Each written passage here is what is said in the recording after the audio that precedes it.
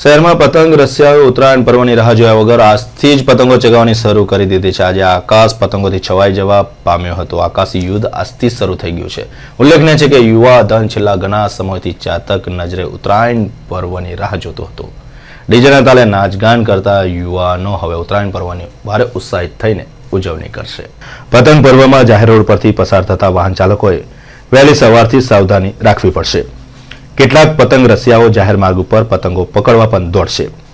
GEB સહિતના સરકારી તંત્રએ આ દિવસે કેવી તકેદારી રાખવી તે અંગે જાહેર માધ્યમોથી લોકોને અપીલ કરી છે। તેની સાથે સાથે ઉત્તરાયણ પર્વના 2-3 દિવસો સૌથી વધારે મુશ્કેલીના આપના અમૂલ્ય મૂંગા નિર્દોષ પંખીઓને ભોગ બનવું પડશે। આ 2 દિવસો દરમિયાન શહેરમાં જીવદયા ક્ષેત્રે કામ કરતી સંસ્થાઓ અમૂલ્ય ઘાયલ પંખીઓને બચાવવા મેદાને આવી છે।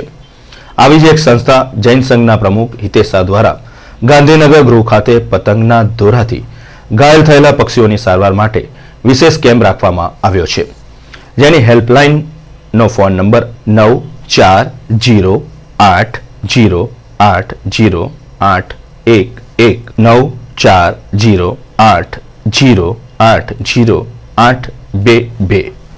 આ નંબર ઉપર કોલ કરવાથી સંસ્થાના સ્વયંસેવકો ઘાયલ પંખીઓની સારવાર કરવા ઘટના સ્થળે દોડી આવશે। સંસ્થાના આયોજકે વિનંતી કરી છે કે આકાશમાં પેચ લડાવતી વખતે પંખીઓને અડફેટમાં ન લેવા જોઈએ અને તેની ખૂબ જ તકેદારી રાખવી જોઈએ। મકર સંક્રાંતિનો જે તહેવાર આવેલો છે તેમાં આપણે સૌ પતંગોની જે મોજ મજા લઈએ છીએ તે દરમિયાન જે પક્ષીઓ ઘાયલ થાય છે એ પક્ષીઓને બચાવવાનો કેમ્પ અમે લોકો છેલ્લા 5 વર્ષથી યોજી રહ્યા છે। દર સાલ 200 થી 300 પક્ષીઓ ઘાયલ બચાવી અને તેમાં જે 25 થી 30 પક્ષીઓ તો મરી જાય છે। હવે આ સંદર્ભમાં અમે લોકો આમ જનતાને એકમાત્ર વિનંતી કરીએ છીએ કે સવારે 6 થી 8 દરમિયાન અને સાંજે 4 થી 6 દરમિયાન જો પતંગ નહીં ચડાવે તો જે આ 200-250 પક્ષીઓ જે ઘાયલ થાય છે તેની જીવદયાનું આપણે કાર્ય કરી શકીશું। આવતીકાલે ઉત્તરાયણનો પર્વ છે। વડોદરા શહેરનું યુવાધન છેલ્લા ઘણા સમયથી ઉત્તરાયણ પર્વની રાહ ચાતક નજરે જોતું હતું। હવે આવતીકાલે આકાશી યુદ્ધની શરૂઆત થશે। આજથી જ આકાશ પતંગોથી છવાઈ ગયું હતું। બજારોમાં પણ ધૂમ ખરીદી જોવા મળી રહી છે। ખાસ કરીને માંડવી 4 દરવાજા ગેન્ડીગેટ દરવાજા પાસે મોટી સંખ્યામાં લોકો ખરીદી કરવા ઉમટી પડ્યા છે અને ભારે ઉત્સાહિત થઈને ખરીદી પણ કરી રહ્યા છે। સંસ્કારી નગરી વડોદરામાં આકાશી યુદ્ધનું કાઉન્ટડાઉન શરૂ થઈ જતા શહેર 4 દરવાજા વિસ્તારમાં ખરીદી માટે યુવક યુવતીઓ અને નાના ભૂલકાઓ મોટી સંખ્યામાં ઉમટી પડ્યા છે। ઢળતી સાંજે માંડવી ગેન્ડીગેટ ન્યાય મંદિર મંગળ બજાર સહિતના વિસ્તારોમાં મેળા જેવું વાતાવરણ સર્જાયું હતું। અબાળ વૃદ્ધ સૌ કોઈએ ભારે ઉમંગ અને ઉત્સાહથી ઉત્તરાયણની ખરીદી કરી હતી। રંગ બેરંગી પતંગો ફિરકીઓ ગોળતલની ચીકી શેરડી ભોર સહિતનું આજે ધૂમ વેચાણ થયું હતું। શહેરના 4 દરવાજા વિસ્તારમાં ભીડ જામતા શહેર પોલીસ તંત્ર તકેદારી રૂપે ખાસ બંદોબસ્ત ગોઠવી દીધો છે। ઉત્તરાયણ પર્વને અનુલક્ષીને શહેર પોલીસ તંત્રએ શહેરના લહેરીપુરા એમજી રોડથી માંડવી ચાંપાનેર દરવાજા પાનીગેટ દરવાજા ગેન્ડીગેટ દરવાજા તરફના રોડને ભારદારી વાહનો માટે પ્રવેશબંધી અને તમામ વાહનો માટે નો પાર્કિંગ ઝોન જાહેર કરવામાં આવ્યો છે। તદુપરાંત શહેરના જૂના પાદરા રોડ પર જીબી સર્કલથી દિવાળીપુરા સર્કલ સુધીના માર્ગને પ્રવેશબંધી અને નો પાર્કિંગ ઝોન જાહેર કરાયો છે। આજે ઉત્તરાયણની પૂર્વ સંધ્યાએ શહેરના વિવિધ બજારોમાં ઉત્તરાયણની ખરીદી માટે ભારે ભીડ જામતા શહેરના 4 દરવાજા વિસ્તાર સહિત અનેક જગ્યાએ ટ્રાફિક જામના દ્રશ્યો સર્જાયા હતા। આજે રાત્રે ગેન્ડીગેટ રોડ ઉપર પતંગની જાહેર હરાજી થશે। અત્રે ઉલ્લેખનીય છે કે સમગ્ર ગુજરાતમાં વડોદરા જ એવું શહેર છે જ્યાં ઉત્તરાયણની આગલી રાત્રે પતંગોની જાહેર હરાજી કરવામાં આવે છે। આ હરાજી આજે રાત્રિમાં થનાર હોય પતંગ રસિયાઓ મોટી સંખ્યામાં ઉમટી પડવાની આશંકાને લઈને શહેર પોલીસ તંત્રએ હરાજી થવાના પતંગ બજારમાં લોખંડી બંદોબસ્ત ગોઠવી દીધો છે। ઉત્તરાયણની પૂર્વ સંધ્યાએ શાકભાજી માર્કેટમાં પણ તડાકો પડી જતા શાકભાજીના વેપારીઓને આજે ઘી કેળા થઈ ગયા હતા, કારણ કે ચાલુ વર્ષે બજારનું ઊંધિયું મોંઘું થતા મોટા ભાગની મહિલાઓએ ઊંધિયું ઘેર બનાવવાનું આયોજન કરીને શહેરના ખંડેરાવ સહિતના વિવિધ શાકભાજી માર્કેટમાં મહિલાઓ મોટી સંખ્યામાં ઉમટી પડી હતી। એક તબક્કે શહેરના શાકભાજી માર્કેટમાંથી સુરતી પાપડી ખલાસ થઈ જતા ઊંધિયા માટે દેશી પાપડી અને લીલી તુવેરો ખરીદીને ગૃહિણીઓને સંતોષ માનવો પડ્યો હતો।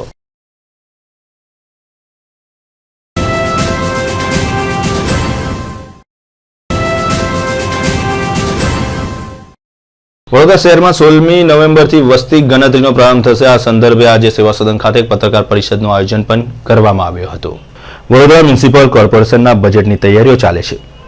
હજી સમગ્ર શહેરની મકાન વેરાની ધીંગી આવક કદાચ અડધી પણ નહીં આવી હોય ત્યારે તમામ વોર્ડને આગામી 16મી જાન્યુઆરીથી 28મી ફેબ્રુઆરી સુધી માથાના દુખાવા જેવી કામગીરીમાં જોતરાવું પડશે.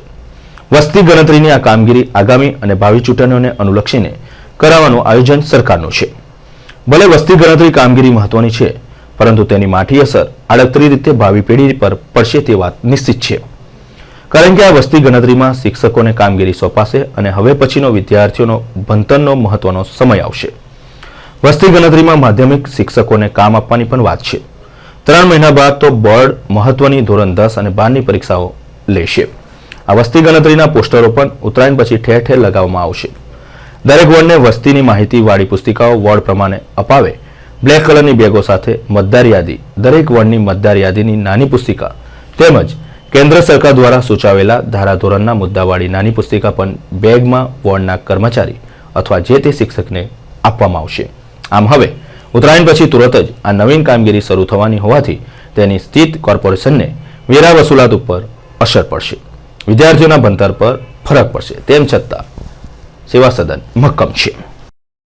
તમામ બરોડાવાસીઓને ગુજરાત સરકાર અને વડોદરા મ્યુનિસિપલ કોર્પોરેશન તરફથી જે આગામી દિવસોમાં સામાજિક, આર્થિક અને જાતિ આધારિત ગણતરીની જે આયોજન કરવામાં આવેલ છે તે બાબતે તમામને હું આ સર્વેમાં અને ગણતરીમાં ભાગ લેવા માટે આમંત્રિત કરું છું.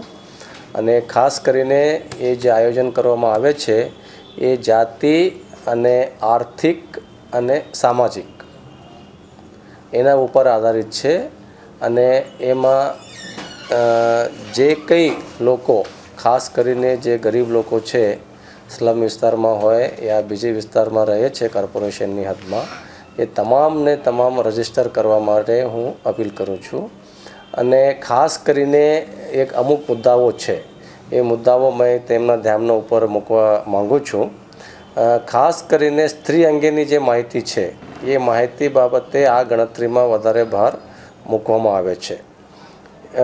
દાખલા તરીકે એક જ કુટુંબમાં જે રહેતી સ્ત્રી છે તેની ભરી જિંદગી જીવતી હોય તો પોતાની અન્ય કુટુંબ તરીકે ગણી માહિતી આપવા ઈચ્છતા હોય તો તેની જુદા કુટુંબ તરીકે ગણતરી કરી આમાં રજીસ્ટર કરવામાં આવશે.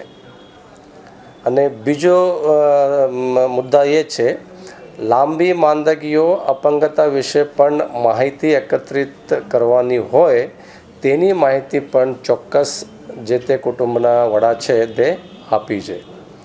અને ધર્મ, જાતિ તેમજ અનુસૂચિત જાતિ અને જનજાતિ માહિતીઓની પણ આમાં મેળવવામાં આવનાર છે તો તે ચોક્કસ આમાં લખી દે. અને બાકી જે એની માહિતી ગણતરીદાર આવીને જે પૂછશે, ખાસ કરીને જે શહેરના ગરીબ લોકો છે એમાં અમુક પૂછવામાં આવે છે, એ માહિતી એ એવો રીતે ન સમજે કે ભાઈ એ માહિતી છે એની કોઈ આગળ એની વિપરીત અસર થશે. આવા કોઈ ઈરાદો નથી, ફક્ત એક ગણતરી છે. વિધાનસભાની ચૂંટણીના પડઘમ વાગી રહ્યા છે. વાત કરીએ ગુજરાત રાજ્યની તો આ વખતે ગુજરાત રાજ્યમાં રસાકસી ભરી ચૂંટણીના એંધાણ છે. તમામ રાજકીય પાર્ટીઓએ તૈયારીઓ શરૂ કરી દીધી છે. ભારતીય જનતા પાર્ટી આગળ કદમ આવીને ઠેર ઠેર જિલ્લા અને તાલુકાએ કાર્યક્રમનું આયોજન કર્યું છે. ગુજરાતના લોકલાડીલા મુખ્યમંત્રી નરેન્દ્ર મોદી પાસે જૂન મહિના સુધી તો 1 મિનિટનો પણ કદાચ સમય નથી. જો તેમની એપોઇન્ટમેન્ટ લેવી પડે તો માત્ર 10 કલાક તેમના બંગલેથી ફાળવવામાં આવ્યા છે. ગુજરાત જનતા પાર્ટીએ પણ પોતાની તૈયારીનો આરંભ કરી દીધો છે. સાથે સાથે કટ્ટર હરીફ એવી પ્રદેશ કોંગ્રેસ સમિતિએ પણ હવે કાર્યક્રમનું આયોજન આ વખતે કર્યું છે. જિલ્લે પણ તેમણે કાર્યક્રમનું આયોજન કર્યું છે અને હાલમાં જ તેમની સંદેશ યાત્રા પણ ચાલી રહી છે. ઉલ્લેખનીય છે કે આ વખતે જોરદાર લડત આપવા માટે કોંગ્રેસ પણ મક્કમ બની રહી છે. મોરબી મંડળની અંદર સમાધાન થઈ ગયું હોય તેવું લાગી રહ્યું છે અને પ્રદેશ કોંગ્રેસ સમિતિના નેતાઓ ખભે ખભા મેળવીને કામ કરી રહ્યા છે.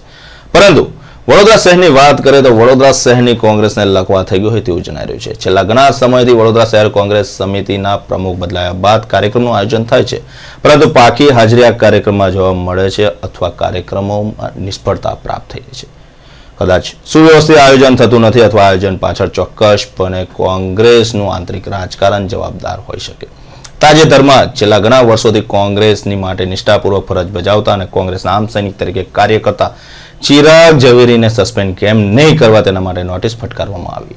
કારણ આપવામાં આવ્યું કે વોર્ડ નંબર 22ની ચૂંટણીની અંદર કાર્યકર્તાઓને અટકાવવાનું કાર્ય ચિરાગ ઝવેરીએ કર્યું હતું, પરંતુ સનાતન સત્ય તો એ છે કે આગામી વિધાનસભાની ચૂંટણીમાં ચિરાગ ઝવેરી ધારાસભ્યની ટિકિટ માંગવા માટેના દાવેદાર છે અને તેના માટે જ તેઓને દૂર કરવા માટેનું આ ષડયંત્ર રચાયું હોવાનો આક્ષેપ પણ કોંગ્રેસજનો અંદરોઅંદર કરી રહ્યા છે.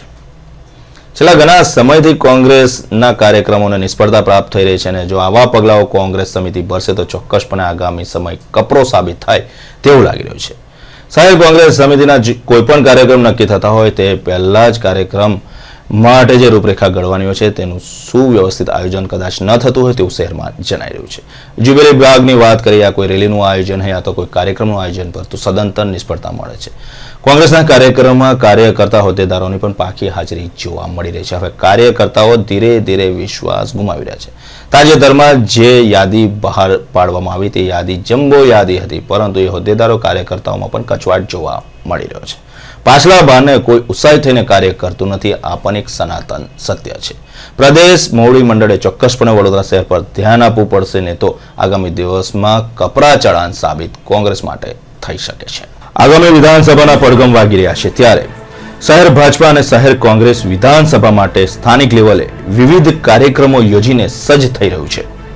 વડોદરા શહેર કોંગ્રેસ સમિતિમાં જોઈએ તેવો સડવડાટ દેખાતો જ નથી, કારણ કે છેલ્લા ઘણા સમયથી શહેરમાં શહેર કોંગ્રેસ દ્વારા યોજાઈ રહેલા કાર્યક્રમો જેમ કે સરદાર સંદેશ યાત્રા સહિતના કાર્યક્રમો લગભગ ઠપ જોવા મળી રહ્યા છે.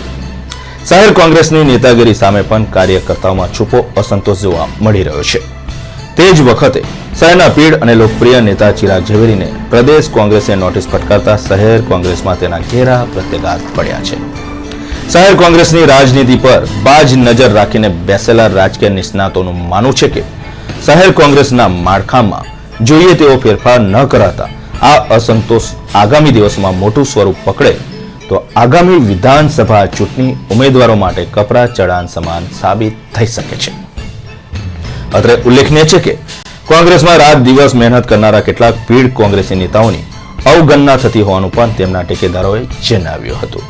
શહેર કોંગ્રેસને વધુ મજબૂત બનાવવા હજુ પરિવર્તનની જરૂર હોવાનું કેટલાક કોંગ્રેસના પાયાના કાર્યકરોએ જણાવ્યું હતું. ઉલ્લેખનીય છે કે હાલમાં શહેર કોંગ્રેસ સમિતિને પોતાની જાગીર સમજીને બેઠેલા લોકો ચલાવી રહ્યા છે, જેના કારણે પીઢ કોંગ્રેસી નેતાઓ શહેર કોંગ્રેસ સમિતિમાંથી ધીરે ધીરે દૂર થઈ રહ્યા છે અને કાર્યક્રમોમાં તેમની ગેરહાજરી ચોક્કસપણે આંખે વળગે તેવી હોય છે. આગામી દિવસમાં મોવડી મંડળે ચોક્કસ પગલાં ભરવા રહ્યા ને તો વિધાનસભા માટે શહેર કોંગ્રેસ સમિતિ માટે કપરા ચડાણ સાબિત થઈ શકે છે.